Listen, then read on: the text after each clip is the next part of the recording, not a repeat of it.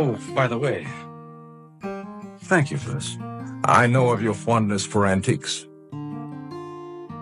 It was the best of times. It was the worst of times. Message, Spock? None that I'm conscious of. Except, of course, happy birthday. Surely the best of times.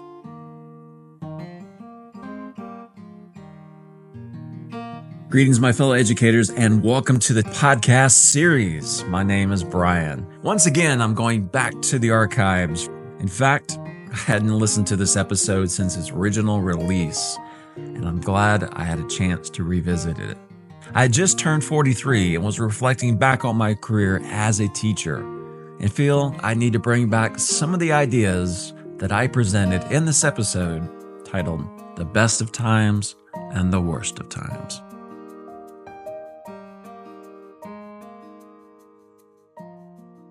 And thank you so much for tuning in. I'm kind of reflective because today is my birthday and I'm 43 years old. 43 years. You kind of look back and think, well, college was certainly a long time ago, and the amount of time when you were in college, another 20 years, and you'll be that much closer to Social Security and senior benefits. You think, well, maybe now I have more years behind me than I do in front of me. And most of those years, at least the last 20 years or so, have been devoted to education in some form or capacity. I haven't been teaching for a full 20 years, but whether going to school or practicums or student teaching, I've had lots of experience at this point. You think, well, I spent my 20s and my 30s and a part of my 40s doing something that's education related. Has it been worth it? Well, we'd like to say it is, but you put a lot of your prime years into something, and those years are gone. Were those years well spent? Because education is not generally just a 9-to-5 position.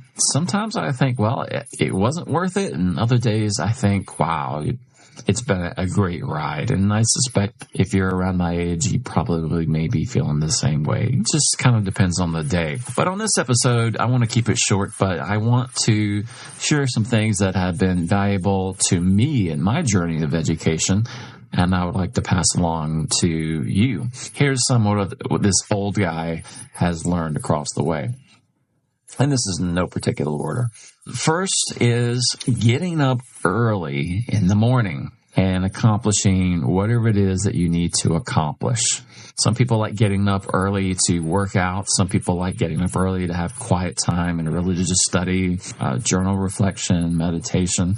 But I've also found that getting up early just puts you in a better mindset to go to school and not get there when the kids are there or 5 minutes before they arrive in your classroom and you're rushing to school and dadgummit, the computer's not working right, or you forgot this at home because you were in such a rush. And I have found just getting up early in the morning and putting up some coffee, opening up my laptop and kind of getting ready for the day really puts me in a good state of mind, because honestly, I'm too tired to work past 4 o'clock, which is when most of our teachers leave. I'm exhausted. It's been a full day and the kids have worn me out and I'm just tired. The last thing I want to do is take a whole bunch of work home when I'm burned out and tired. So typically I will try to get things done, catch up on emails, work on lesson plans, maybe grade some stuff in the morning when I'm a little bit more fresh. But, oh, Brian, it feels so good to sleep in. Yes, it does. Believe me, I understand that. But when you get yourself up early in the morning and get things done, and even getting to school earlier than most teachers, when it's kind of quiet and peaceful and you can kind of ease into your morning, I have found that to be much more successful than rushing and getting at school last minute, and 5 minutes later the kids come in and you're like, oh, that has worked well for me. On the flip side of that, another thing I've learned that has been invaluable to me and something I've been incorporating more recently in my teaching career is going to bed early. You'll find it's so much easier getting up in the morning. A lot of times I wake up without even my alarm going off. It's wonderful. So I encourage all you teachers out there, you're like running on fumes and chucking down a bunch of soda drinks and coffee all throughout the day and so exhausted. Man, there is great power in just going to bed early and getting up early. That takes care of a lot of stress, takes care of you, and you're not so tired and fatigued as much. If you stay up late and then wake up to the alarm and rush to school, you're stressed because of traffic and you're not ready for the day because the kids come 5 minutes later. So great power in going to bed early, getting the rest that you need, and waking up early and kind of easing into your day.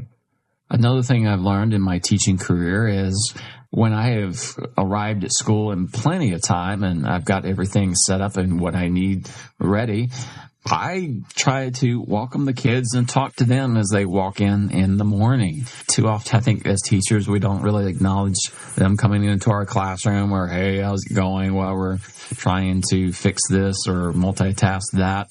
And that is kind of my time just to talk to my students, find out how the sporting event they were in was yesterday, their weekend, because they're tired and maybe they're not in the best frame of mind. So I like conversing with them and projecting positivity. Usually we'll have a positive quote and we'll talk about it. And this is something I've learned as well, having music as they come in. And music has really been one of my recent endeavors that I've really enjoyed implementing. When they come in, there's music, there's not that dead silence and, oh, I'm so tired.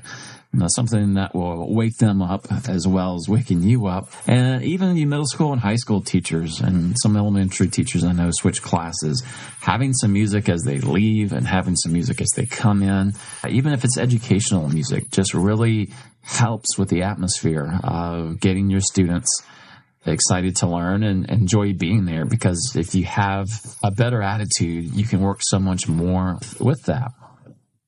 Something else I've found beneficial as I look back on my career and kind of reflective here on my birthday is the ability to choose your battles.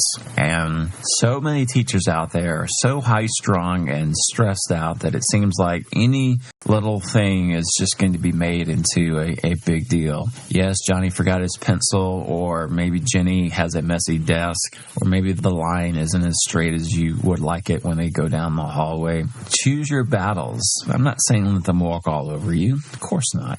Have rules, have guidelines, have consequences, but at the same time, just realize these are our kids. These are teens that we're working with, and in many ways, they just got here. They're not anywhere near 43 years old. So I tend to be a little bit more patient because I choose the battles that I want to fight. A parent had told me Brian has a great balance between being fair and a no-nonsense attitude, and he has patience, but at the same time, kid knows not to run all over him.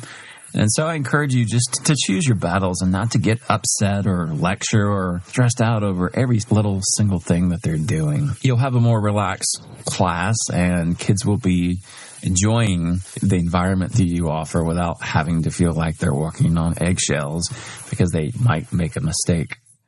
Something else I've learned in my career is the power of exercise.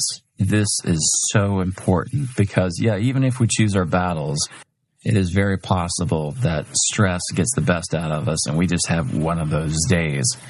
And so one of the things I've implemented much more in my life, because A, it's good for me, and B, it really does help not only physically but emotionally, is going to work out. Even if it's just taking the dogs for a walk, or doing push-ups or sit-ups or running outside, swimming, something to where you can burn off that stress. And many of you I know have stress when you come home because you have your own kids and you have to get them settled and situations that go on with them. But find the time to exercise, whether it's early in the morning, which is probably may be the best time to do it, or shortly after you get home from school. Whatever time works best for you, don't forget to exercise.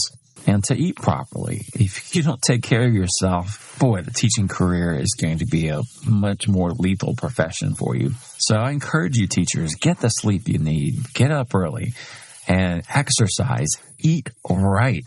Quit eating all the junk to sustain you. Bring some healthy snacks for you to munch on throughout the day instead of the candy bars. So just a few things that come to mind. There's many more, but I'm going to keep this a short program. What are your suggestions, you veteran teachers out there, as you look back on your career? Has it been worth it? What things come to mind as you reflect over your career that have helped you? I would love to hear what you have to say as we approach the end of the year and what's going on with your classrooms and what questions you may have that we can talk about. So it's my birthday, 43 years old.